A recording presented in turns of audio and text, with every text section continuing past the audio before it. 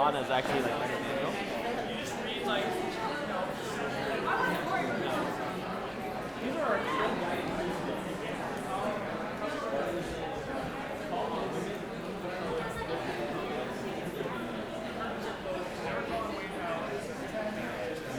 Matthias came up to me.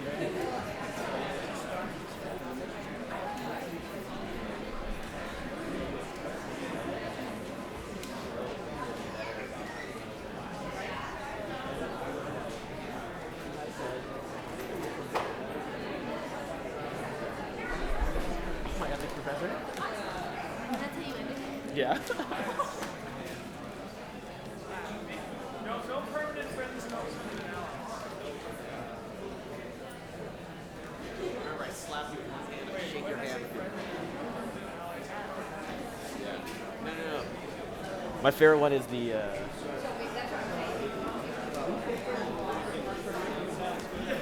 So you're opening.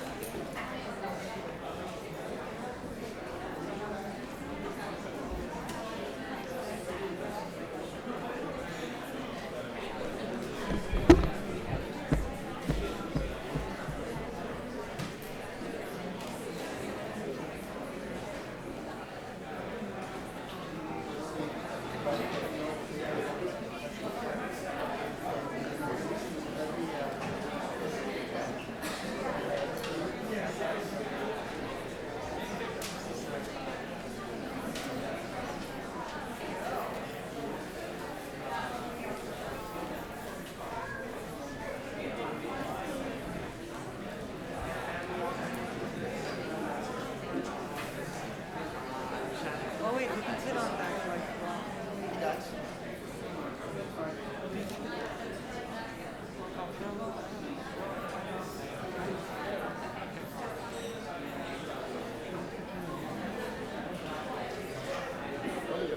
Are you gonna talk?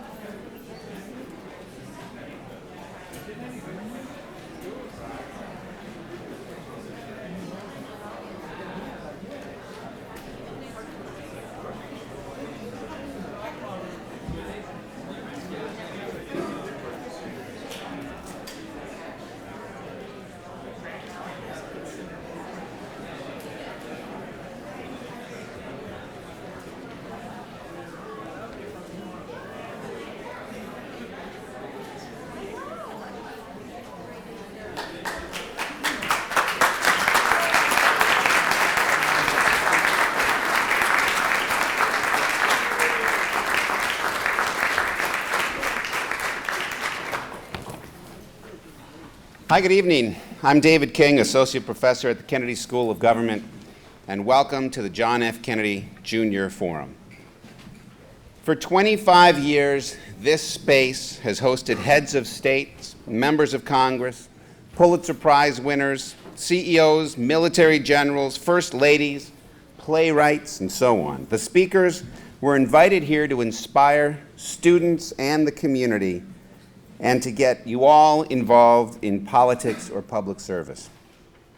But tonight, we have one of the most precious elements of any democracy, because tonight we host a citizen activist. For those of you who believe it's impossible for one person to make a difference, you're in for a shock. For those of you who believe politics is a young person's game, you're in for a pleasant surprise. For those of you who are tired after work and think that there's nothing better than sitting home and relaxing or watching the Red Sox, get ready. Our guest this evening is an example of all that a citizen, an informed citizen, an engaged citizen can do. You can make a difference.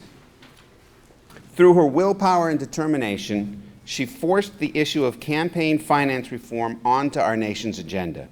And she did it by walking 3,200 miles across the United States. She started in Pasadena, California in January of 1999 and marched through the bitter cold winter, the harsh heat of summer, and then the bitter cold of winter once again until she reached Washington, D.C. in February 2000. And along the way, she celebrated her 89th and 90th birthdays. Her journey generated news coverage at the national and local levels as other citizen activists joined her at different points along the way. When she arrived on the outskirts of D.C., she was met by 2,200 people representing a wide variety of reform groups for the final leg of her journey.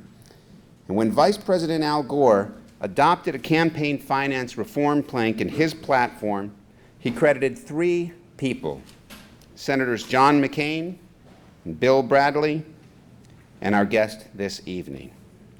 When the McCain-Feingold bill was up for passage in 2001, our guest tonight walked continuously around the Capitol for 7 days. And during the final 3 days, she walked 24 hours a day, stopping only for cat naps and food.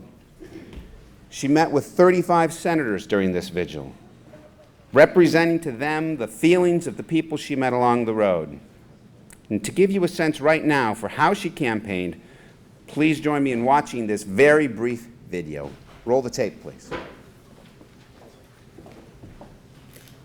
Putting one foot in front of the other for a cause polls show most people don't seem to care that much about: campaign finance reform.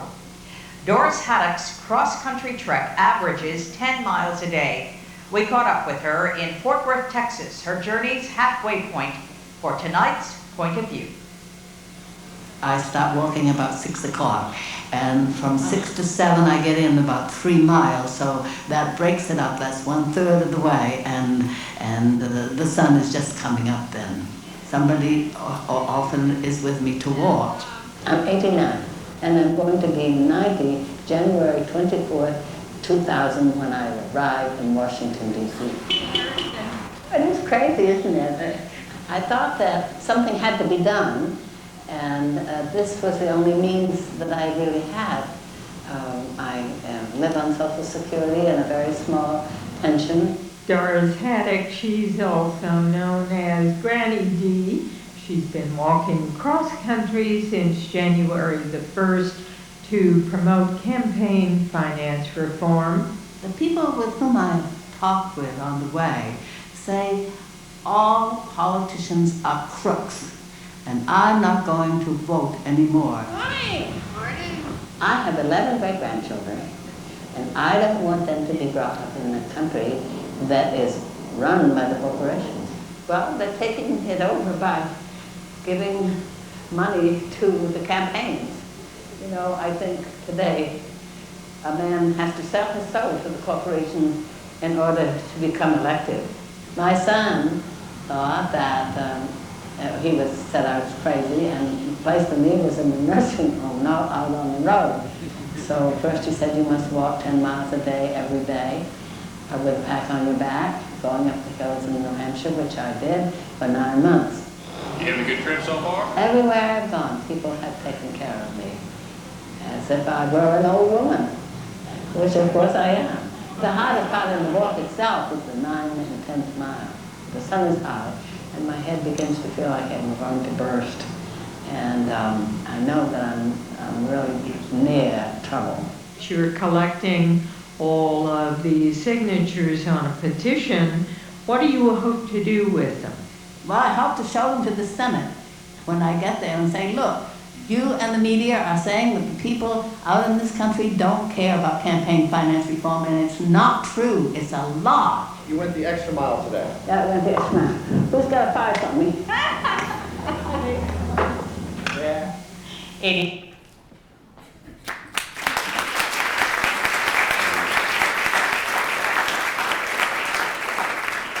Tonight, Granny D has a new mission, awakening America's non-voting women. Please join me in welcoming to the forum the pride of Boston's Emerson College, Doris Granny D. Haddock.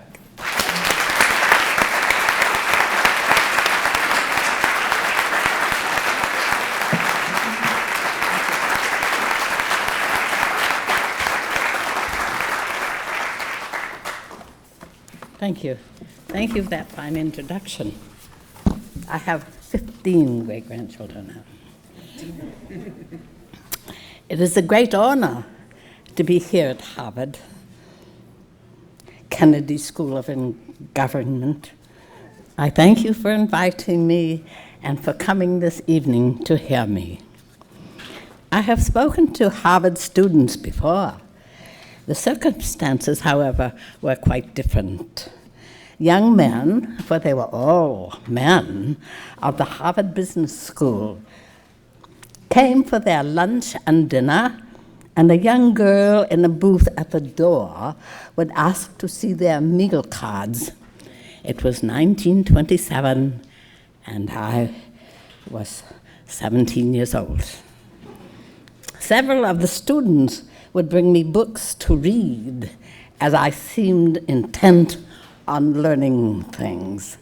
Oswald Spengler's Decline of the West, which had come out in 1922 and was a pessimistic prediction of World War II to come, was still what everyone seemed to be reading, and they expected me to do it also. The pay for that job was not much, but I saved it up and enrolled the next year at Emerson, after working the summer at a Nantucket inn. I'm glad to be back at Harvard, and particularly glad that it is not the Harvard Business School.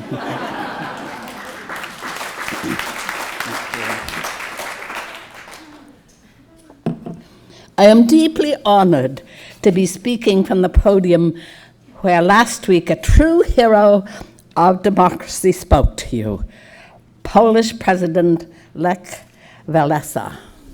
I wish I could have been here for that, although I do know some of what he said. In speaking of the Polish shipyards in the 1970s and 80s, he said, there are special places where you can feel the future. Quite so. There are places and times when the future of the world seems hanging like a shad, waiting for a butterfly's wings to move the world this way or that. We are poised on such a moment, and I think most of you can feel it, can feel the future. The world is waiting to go this way or that, and our individual efforts in the next year are those butterfly wings. Our glaciers are melting, our democracies and our basic human rights are poised for advancement or destruction. Our American economy and our role in the world, so many things now So many things can go this way or that.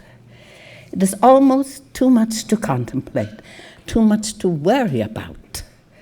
We can feel the future, though we do not know which future it will be. So much of my own energy lately has been devoted to campaign finance reform. The bill that we finally got through Congress is now waiting for the Supreme Court's decision. Like so much else, it is poised on a delicate balance. It will probably come down to one vote, and that may be the vote of Justice O'Connor. Once again. I am no lawyer, and I had no ability to file arguments before the court when they were submitted in August. I can only pray for a good outcome. The McCain-Feingold bill that became the law, now before the Supreme Court, does chase corporate money out of our federal elections, which is a good but imperfect accomplishment, if the court will let us keep it. The very high political price paid for that victory was a doubling of the limit of personal money that can be donated to a campaign, sending it to $2,000 per person per election. The primary and general election count separately. That's a lot of money. And I suppose the most heartbreaking scenario would be if the court struck down the prohibition on corporate money, but left in the doubling of the personal money. We are praying for the court's wisdom, and lately that is a hard prayer. The issue is this. Can we keep our democracy human-scaled, or is it to be a playing field only for financial giants? Have we, the people, lost our government? And if we have, what alternatives for action do we have that are worthy of our peaceful hearts? If I were a lawyer, and if I were allowed to speak before that court, I would have told them about so many people I met on my long walk who came to actual tears when they described their frustration at the loss of their America. Beyond our control now, they said. Bought right from under us, they said. All in the hands of fat cats and scoundrels. That is what so many people said and think. And they have so much evidence to support their opinions. The law that is now before the Supreme Court provides that corporations cannot finance federal candidates for office. It further provides that ads that look and smell like campaign ads when run during a campaign should be financed by individuals, not by corporations. And that those people should file disclosures like any other campaign committee. No human being acting individually or in a group is deprived of speech by the new law. The law, in fact, allows the speech of the individual to again be heard. It is a modest patching up of the old campaign laws. As the first prohibition,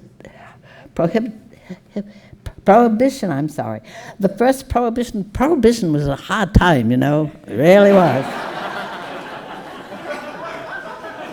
The beer was awful.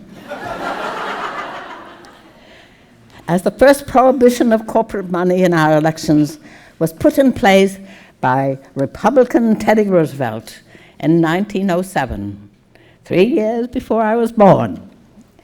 Some of the justices seemed quite without a clue regarding the fact that American democracy is in crisis, and that Congress acted only in response to that crisis. and did so quite modestly and begrudgingly. Indeed, listening to the justices ask their questions during the presentation, I pictured them with powdered wigs, monocles, and snuff boxes. They might have as well been in the 18th century and from another continent. And the let them eat cake comments were sadly numerous. I do not think that a 93-year-old former shoe factory worker should know more about the situation than they do. But that was the sinking feeling that came over me as I listened to them. I wished that I could drag them by their frilly collars to the living rooms where real Americans shared with me that disgust for the whorehouse that Washington has sadly become, tragically become. Indeed, as so many of our sons and daughters have given life itself for our freedoms, and chief among them is our freedom to govern ourselves through the election of representatives who will represent us, and not just the rich, and not just the powerful, and who will be our champions against the corruptions of big banking, big medicine, big energy, and all the rest. If the new laws, modest sandbags against a flood of corruption, cannot be allowed by the court, then we must rethink our country in fundamental ways, although that rethinking may be unsettling and dangerous. But here it is. The great masses cannot be left thinking that they are powerless under this system, or they will in their own way choose other systems. The people are the seat of power itself, and they are not likely to stand by while the air they breathe, the water they drink, and the peace, and the milk of human kindness itself is poisoned by the greed of a powerful elite. And while their own ability to provide themselves and their families and their communities is eroded toward poverty and treadmill enslavement. No, the presumptions of the elite, unchecked by a government of the people, are spiraling toward a collapse. And if the Supreme Court justices cannot stand apart from the elite long enough to see the emergency, then change will come in unregulated ways that must make us tremble. While we work, and we must continue to work to weaken the unfair influence of the rich and the powerful in our elections, we must also look for ways to strengthen the ability of ordinary people to have a meaningful voice. I think we are seeing that in the internet and its fundraising capacity. It is opening a new era in our politics, both in terms of communicating information and fundraising.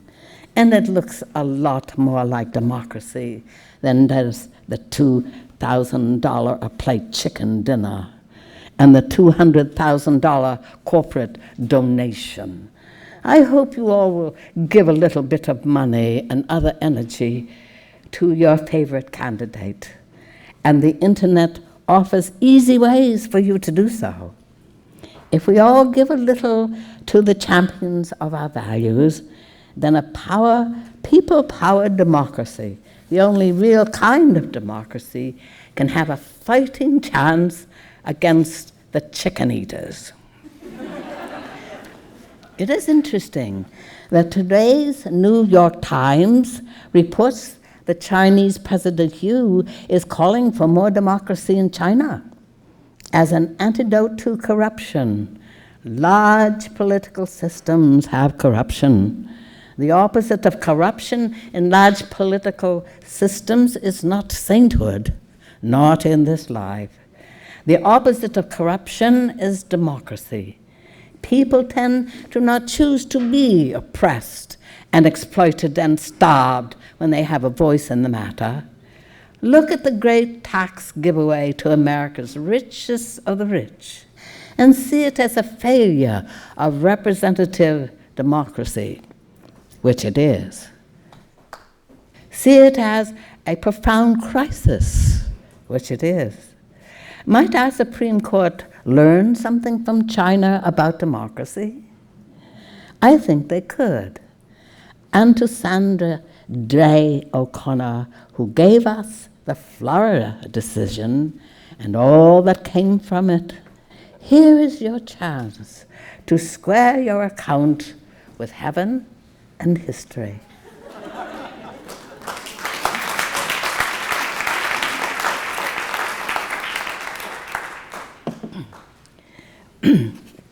Now, isn't it too bad the public doesn't own the airwaves so we could really have some inexpensive campaigns? What? We do own our airways? We do issue cable franchises to our cities? Well, too bad then that we do not act the proper part of the owner. Why should we pay through the nose for our own air during campaign season? It is like having to pay to sing in our own showers. Though I have known some for whom a high tax on that would be a good idea. Because so many new forces are in play, I will not be overly discouraged if the imperfect campaign reform bill is rendered even more imperfect by our imperfect Supreme Court. I will not call them by the names I may be thinking. Instead of human-scaled politics is to prosper, if it is to prosper, requires a civil tone, and we are in control of what we say.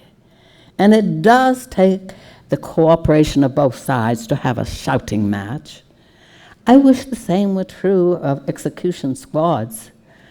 I do not mean that talking nicely will stop the rise of fascism, but I do mean that we can fight with the words and values of our higher civic sensibilities when we do battle.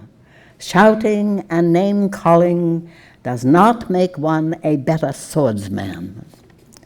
The harsh divide between the political right and left, and indeed between the political right and the old middle, is now becoming dangerous. Points of view often fueled by misinformation, unthinking xenophobia and racism are pushing us into a time of domestic as well as international confrontation. The far right now equates honorable dissent with treason and terrorism. The angry voices on talk radio and in the newspapers and websites do not fully understand what they do. They do not grasp what happens when civil temperaments and good humor and respected differences of opinion are eroded by the acid of insult, interruption, and shout. And when little by little the lower potentials of human nature are let off their leashes, instances of violence begin to rise, as they have done at other times and other places in the history of our species. Will we have to worry every time a young woman or a young man walks into a restaurant or assembly wearing a backpack? Will every airplane in the sky be a symbol of fear? Can a society of hateful disrespect and hates injustices also be an open society? Those things do not go together. I worried for America and the world. Well, only allow yourself as much worry as will motivate you to action. Not so much as will depress you into a deathly despair. If you need some confidence that this epic battle between light and darkness, love and fear, hope and despair can be won, let me give you some encouraging facts. We, the people, have only been playing with half our team. We are now bringing in the full rested half that have not been voting. Not voting because they thought there was no point. Now there is a point. This time, no one will be saying that a few votes don't matter. Nobody will be saying that there is no difference between candidates. Not this time, my friends. And for those of you who are worried that corporations friendly to the present administration are rigging the voting machines they manufacture, you must all insist that the news organizations get back into the business of exit polling. As a check against crooked machines. The news organization said they were getting out of the exit polling business because they got it wrong in Florida. In fact, they got it right in Florida, and they must get back on the job if we are to have confidence in our election. Confidence that is critical to the very peace of our society in the years ahead. In my own loyalties as a consumer of news, I will certainly give preference to those news organizations that commit to provide independent exit polling. Now let us think about the fresh voters we are bringing in, men and women, young and old. There are 64 million working women in this country, most of whom are eligible to vote, and only half of whom are in fact registered. They have busy schedules and many demands upon their every hour. That is why I have decided to take voter registration to them, to as many as I can get to, and as many as my friends will help me get to. America's working women are overworked and underpaid. They only have time for life's essentials. This time, voting is one of life's essentials, and I mean to help them come out off the bench and into the game. Unmarried women, working and otherwise, are a group of great importance in the coming election. Some 46% of American women over 18 are single, according to the census. In 2000, only 52% of them voted. By contrast, 68% of married women voted. The difference, I think, has to do with their harried schedules, fending for themselves in a tough urban culture. I hope we can make it easier for them to register and to vote, and I hope we can encourage them to examine the issues and the candidates to see where their own interests lie. Along the way, I expect to have a few senior moments. This is not when I forgot why I came into a town, not that at all. It is when I talk to the senior class of high schools along my way, for they are our newest voters, and I am going to sign them up, all 4 million of them if I can. The fact is, we need ourselves a little revolution in America, a peaceful one, a thoughtful one, an effective one. We, the people, are doubling our team because the old reasons for not voting do not apply. And so I am off to register some people to vote. Perhaps you can volunteer to help me. You may know people back home who can help register workers in your hometown, and you may be able to open the door for me in your old high school. Go to grannyd.com and let's start a conversation to see what we can cook up together. grannyd.com. On the road, I will not suggest how people should vote, only that they should vote. They should study the issues and the candidates for themselves. And we will be all right if they get enough good information. I am not endorsing candidates because everyone is as capable as I am to decide for themselves.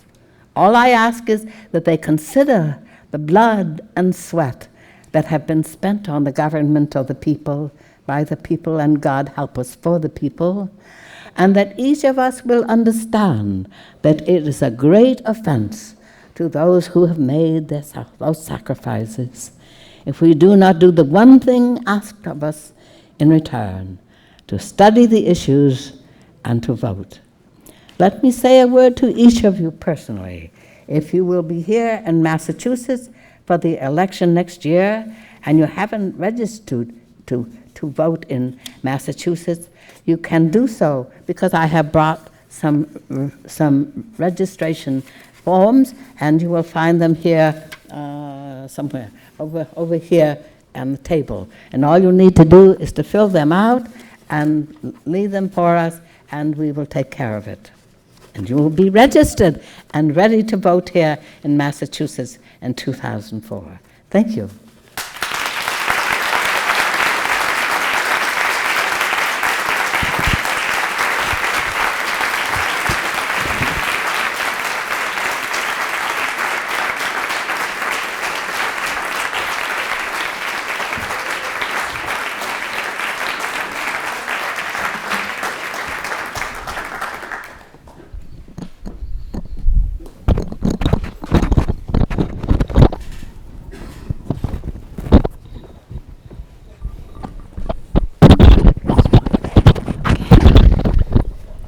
Now we come to the part of the program where you share the platform, because this is the question and answer period.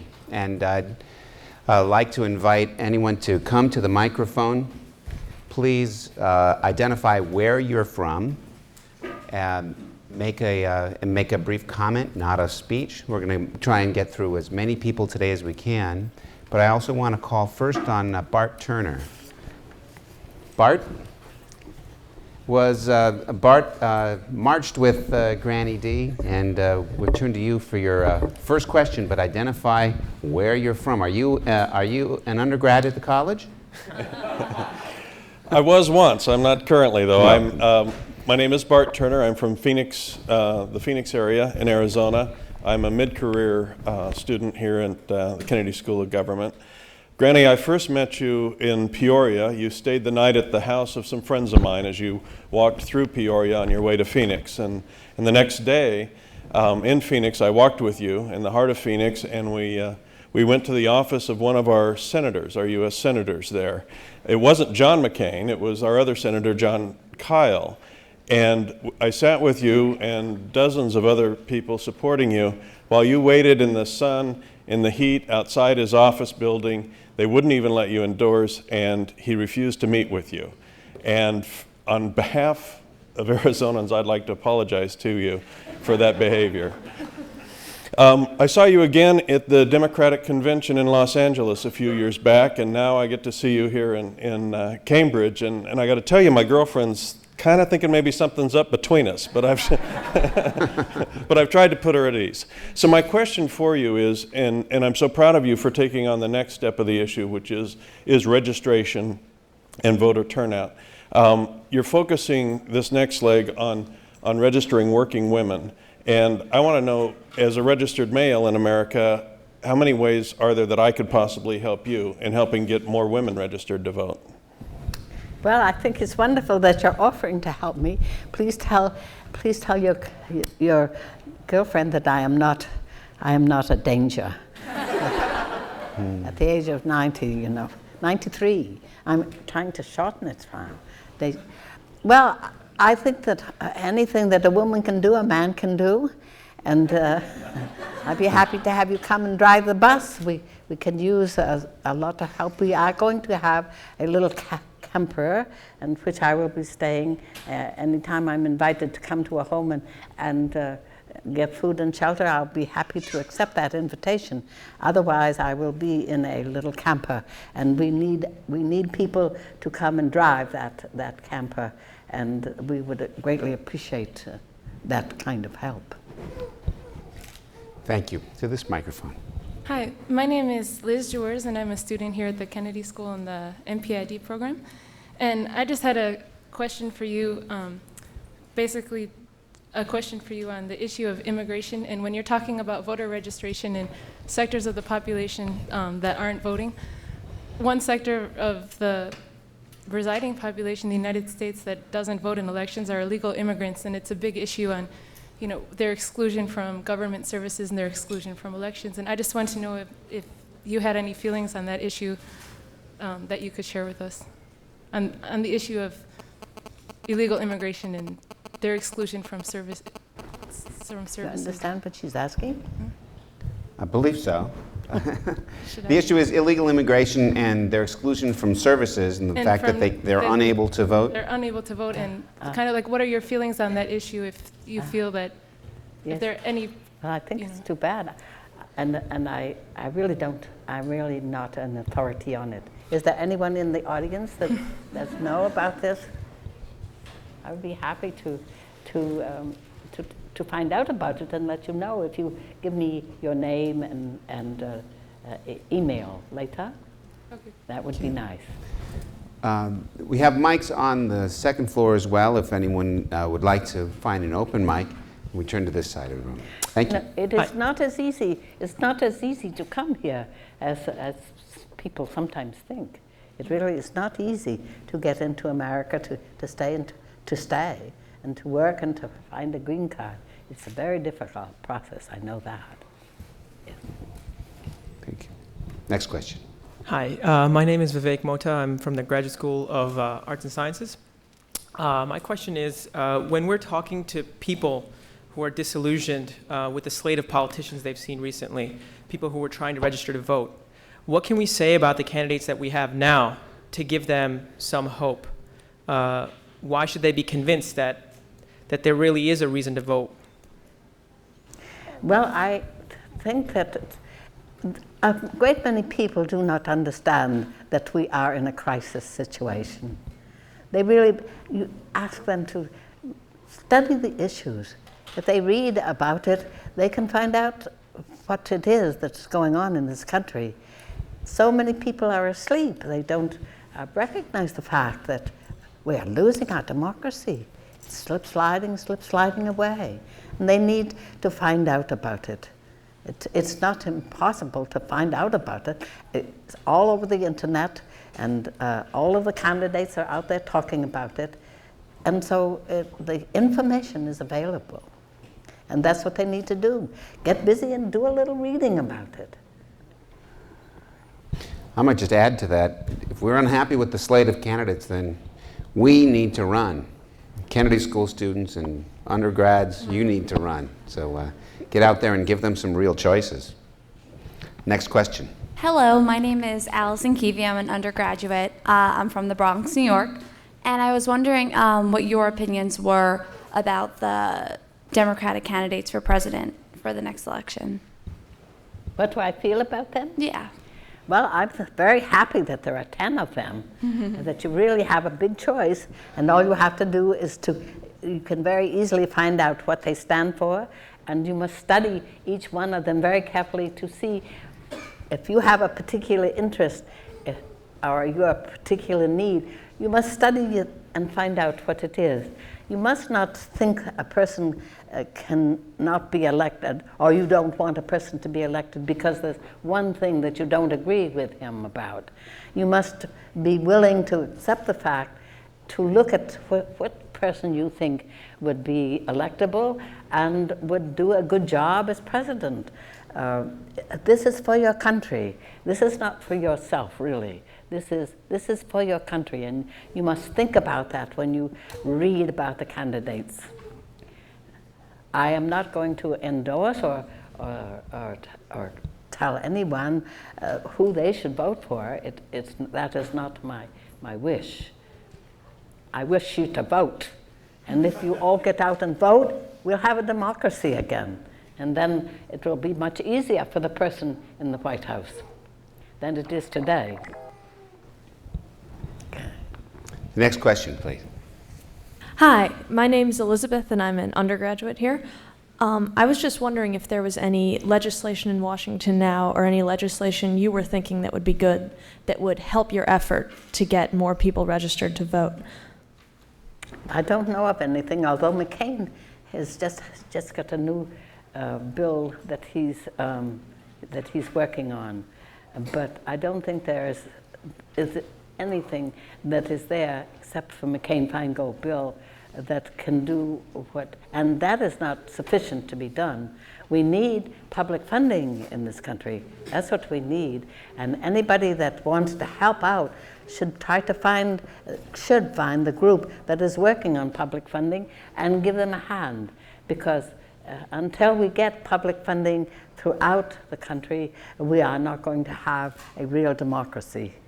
I have been working for the last 3 years out in the states. There are 37 states that are trying to become public funding, and we have 2 states, that Arizona and Maine, who have gone through an election, through 2 elections, and they think that it is wonderful because it means that anybody can run. There are a few things that make it necessary, what you have to do, but there isn't anything that has to be done that you cannot do.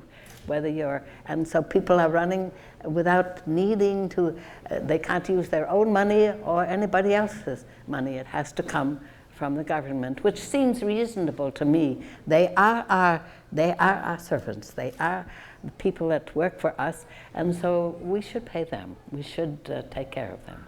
So try to find some clean election it's called, and you can find a place to put your energies. Thank you. Thank you. This side of the room. Next question. Hi, ma'am. Thank you for coming. My name's Eric Lesser. I'm from Harvard College. I'm a freshman. And I was just wondering, you had talked about how voting rates have been going down and how you're going to try to register more people to vote. Along with working women, it seems like young people my age, 18 years old, 20 years old, have some of the lowest voting rates. I was wondering, from your travels and from your work, why do you think it is that young people vote in such low numbers in proportion to others in the population? Why they don't vote? Yes, why is it that young people don't vote? Yes. Well, I don't know. I wish you could tell us. You're 18. Tell us why they don't vote. Why don't you? Are you voting? Well, I just turned 18, but I plan to vote. You plan to vote? Yeah. You plan to register here tonight, I bet. Good for you. One of the shocking statistics, and you have to think about this and let it settle in, is that if you look at children 18 and under in America, a majority of children in America are growing up in households today in which their parents have never voted, not once, right? A majority of young people today are growing up in households in which neither parent or the present parent has never voted. Now, part of that's driven by single-family households and the distribution of income in society in which there are many children. But not voting is a habit, just as voting is a habit. And if we're not showing our children how to vote, and if the schools aren't working with our children on the fundamentals of democracy, and if we're not organized in a way in which the community is embracing deliberation and participation, we will perpetuate this spiral. And it's really up to your generation to change it, and it's my generation as parents to try and change it as well. But it's going to be hard. It has to be done now. Did he answer your question? Yes. I thought he did. Next question. Thank you. Hi, I'm Tina. I'm a freshman at the college. I have 2 questions. I'm curious as to how you keep in such good health. The first one. The second one is, with the media, with the internet, why do you find it necessary to actually go out on a tour? And in '99 and 2000, why an actual walk? Well, that's a very good question. But I think that there is nothing more forceful than to meeting people face to face. I think that this is the way it used to be done, and that's why I'm an old woman, and that's how I remember that people went out and they rapped on doors and they urged people to vote, and they saw that reminded them to vote, and they saw that they got to the polls, and really made a business of it. And this is what has to be done. It has to be the employers, and this is one thing that we're going to try very hard to in some cases, an employer does let their workers off early in order to go and vote. But I have worked in a small town where I live at the polls, and found people arriving a little too late because they didn't get out of work. And I'm certainly going to make sure that people can get out to work, to go and vote. I think that's why I feel that it will help, because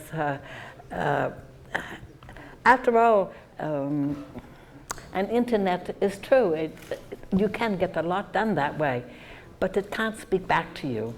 It can't tell you why you are not voting, and you have no way to convince them why they should. So I just feel that it's the thing to do. It's a matter of faith, I guess. And how do you keep in such good health? What? How do you keep in such good health? How do I keep in such good health? I don't know.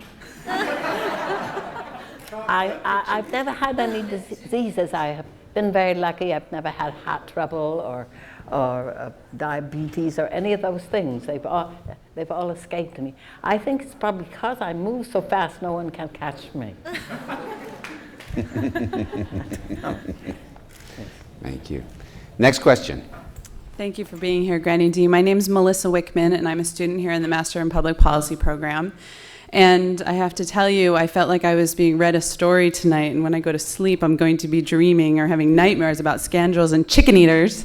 So I'll keep it a little short. I have a question. You mentioned urban areas, and I would imagine during your travels that you went through a number of rural areas, and areas where maybe people don't have access to the internet. Maybe the communication isn't as available to them, the information is not available to them, and the ability for them to get to the polls is not available to them. So what recommendations might you have in terms of how we can also get the rural populations mobilized?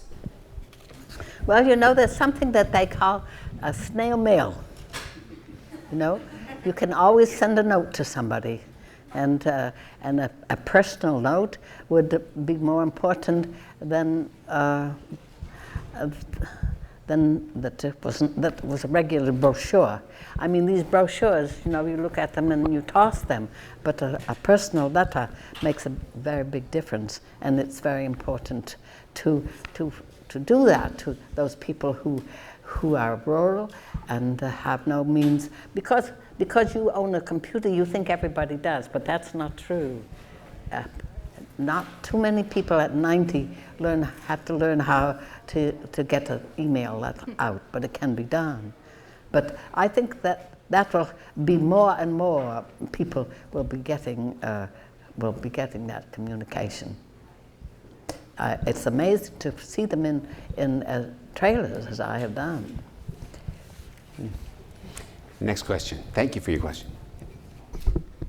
Good evening. Thank you for coming. My name's Christine Dillon, and I'm a mid-career here at the Kennedy School. I have 3 quick questions. They aren't very complicated at all. First, I wanted to know how long your journey would be with respect to time frame, and if you've identified or established any targets in terms of goals with respect to numbers of working women that you would like to get registered. And then the final point, have you given any consideration to your next track if you decide to do something once you complete this? Well, I think I'll be very lucky if I get back from this one, don't you? It's going to be 14 months long. We'll take 14 months, and we're going to cover every one of the swing states. Of the 30, we will be covering 37 states, and in that will be, I think, all of the swing states. Isn't that right? Yes, all of the swing states will be covered. What was the other question? Do you have there been any goals or targets set Yes. with respect to the? Well, we know that we are going to go, we have a map made. Yes, we have a map made, and we know what cities that we will be visiting, and we know that we're going to get as many as possible to come and register. I don't think, I think it will be millions, we hope. We hope for millions.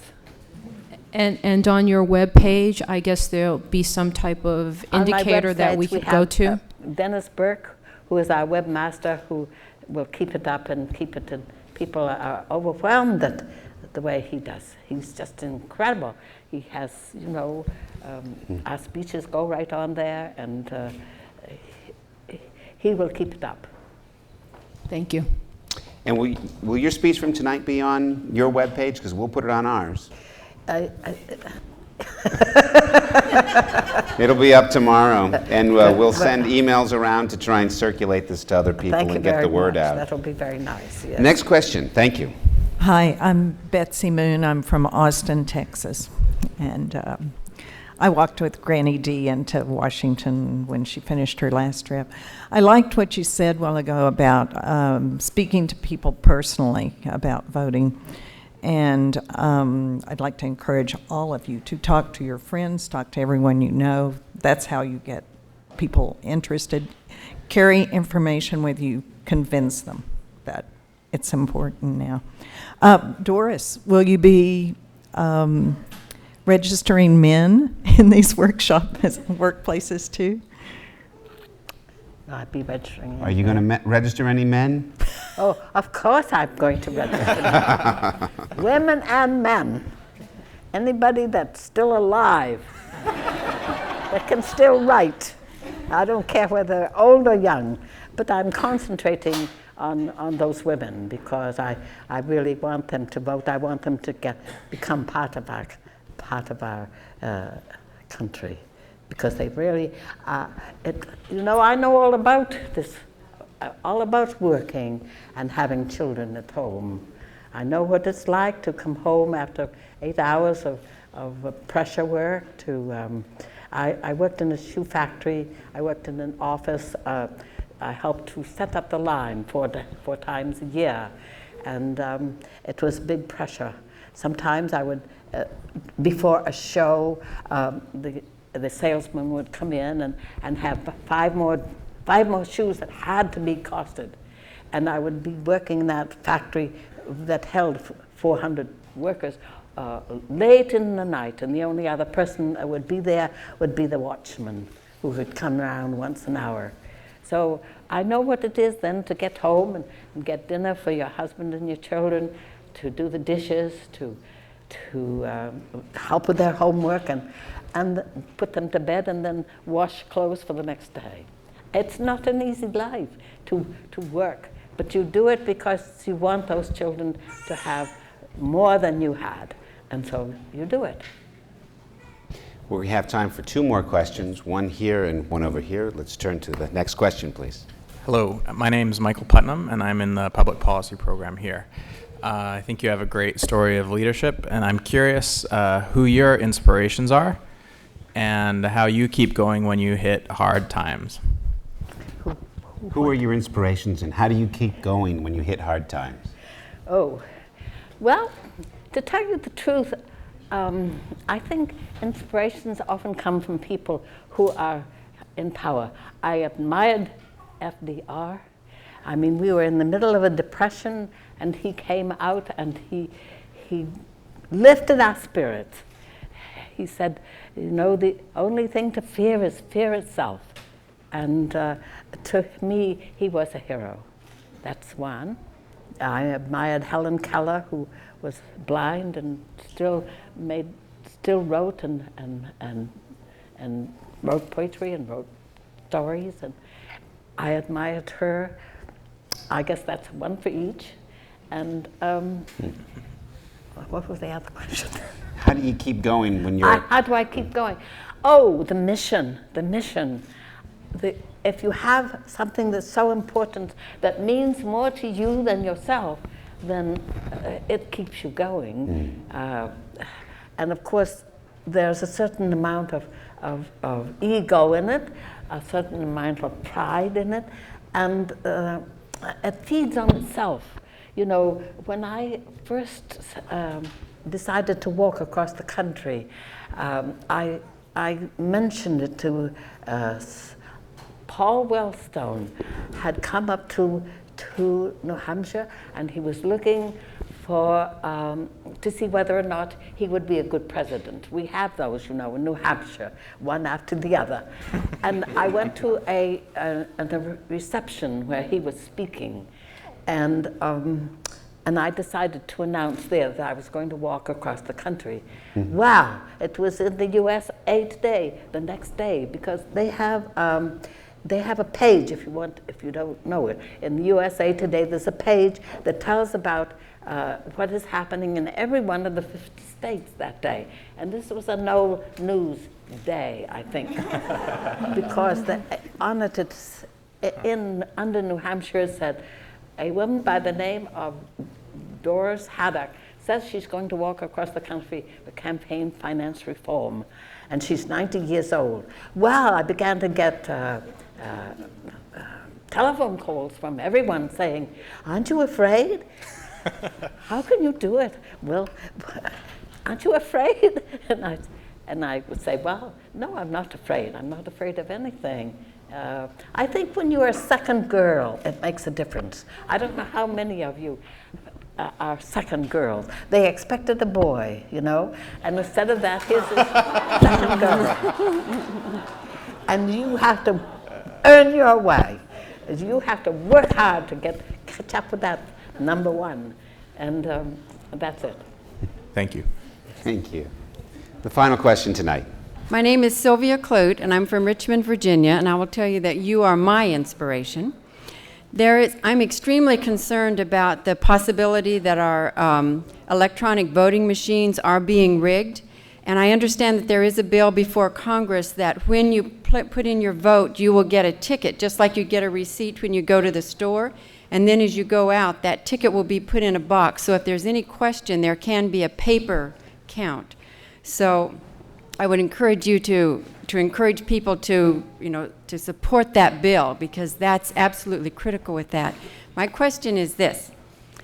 I'm a student in the mid-career program, which is very diverse. People from all over the world, and I'm a student in it, so you can see there's also diversity in terms of age. We now have a student who's 70. I think I'm the second oldest in the class. I'm 60. And I wanted to ask you, would you have any interest in attending the Kennedy School?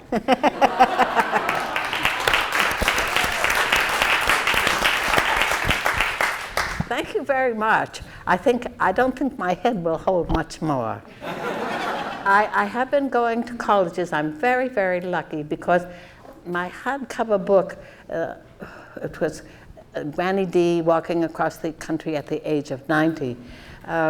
It only got sold by word of mouth. It was not reviewed by anybody, but it was by word of mouth. And then one college decided to use it as for a freshman reading, The Power of One. So that happened 2 years ago, and since then, the book the hardcover has been pretty well sold out, and the paperbacks are going very well, and I've been going to many colleges, not many, but quite a few colleges, and I have received 2 honorary PhDs.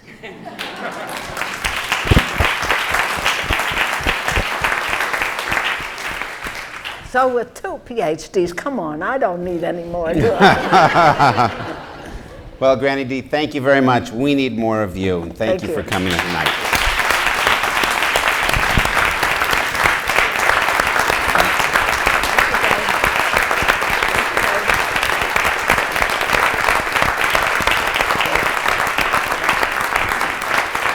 Take this off for you.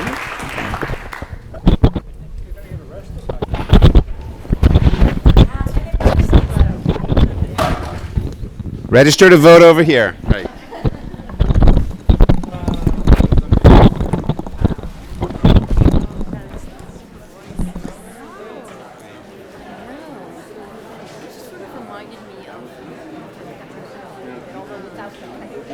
Yeah. Have fun. Just that kind of patrician.